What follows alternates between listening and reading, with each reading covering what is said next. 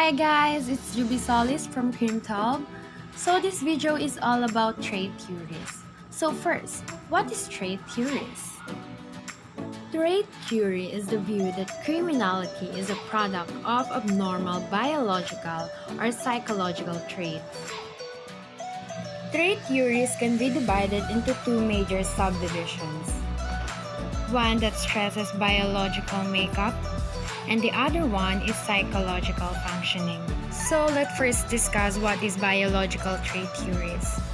It focuses on biological human condition that controls human behavior. Biochemical condition of crime is one of the theories that is under biological trait theories. Some biochemical conditions, genetically predetermined and acquired through diet and environment, influence antisocial behavior. Biochemical makeup and antisocial behavior is indirect chemical and mineral imbalancement leads to perceptual and intellectual defect and problems, which may eventually generate antisocial behavior.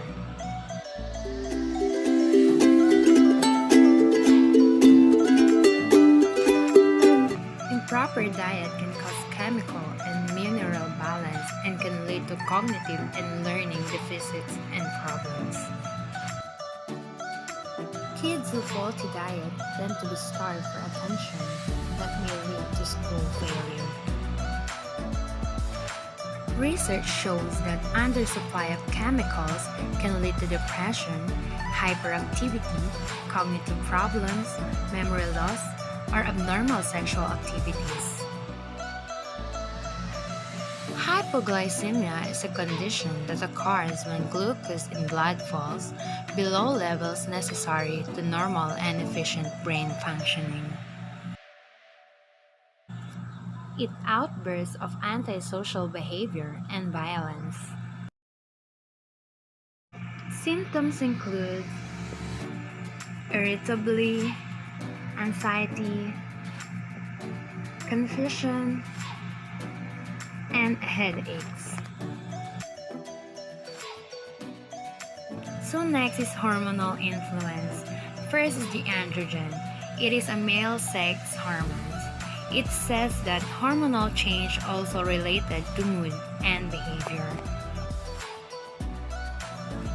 Adolescents experience more intense mood swings, anxiety, and restlessness than their elders, explaining in part the high violence rates found among teenage males. Second is the testosterone. High level of testosterone is directly related to aggression in both male and female. So let's proceed to neuropsychological conditions in crime. Inherited or acquired neurological and physical abnormalities control behavior throughout lifespan. Both violent criminals and substance abusers have impairment in the prefrontal lobes, thalamus, medial temporal lobe, and superior parietal and left angular gyrus area of the brain. Let's talk about the attention deficit hyperactivity disorder or ADHD. Many parents have noticed that their children do not pay attention to them. They run around and do things in their own way. Here are the symptoms of attention deficit hyperactivity disorder or ADHD.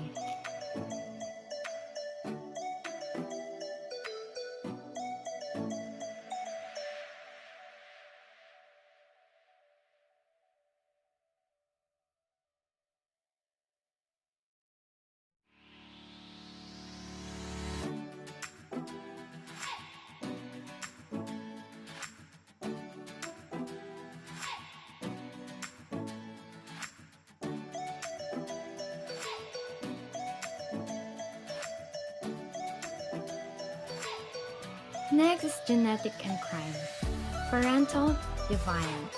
Antisocial behavior is inherited. The genetic makeup of parents is passed on to children.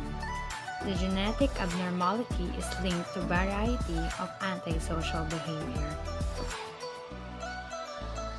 The last theory that is under biological trait theory is evaluationary view of crime.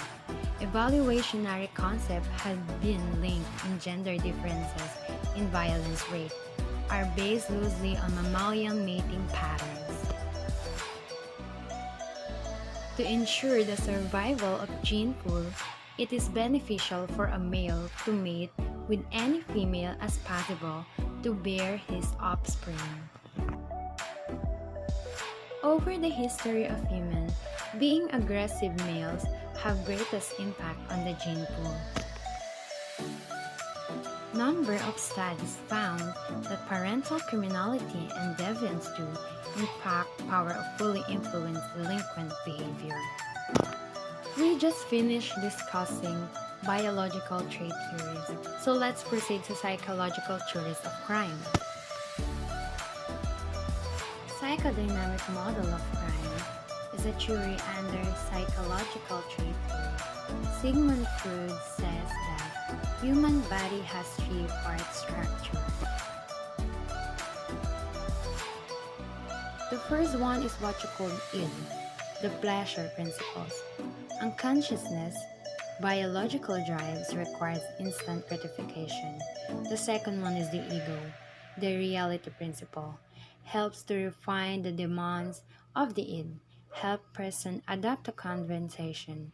The last one is superego, the conscience, the moral of the personality.